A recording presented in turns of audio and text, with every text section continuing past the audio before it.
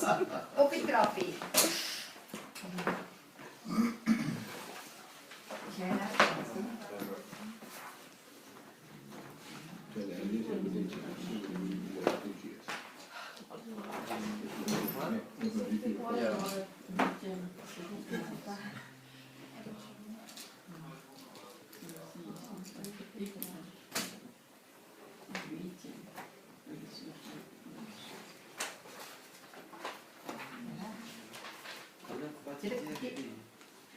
Ja, maar wat doen hulle? Hulle wil hê jy moet gebruik maak van.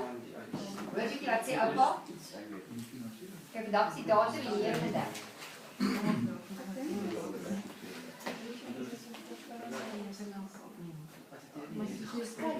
Skryf dan op die klok gaan nou lei dan ons nou weer agter. Gaan kom maar, hoor.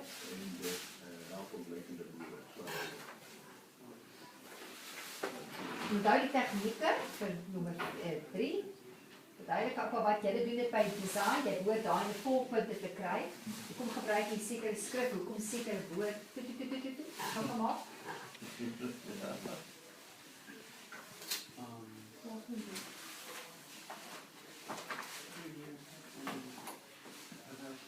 Die regter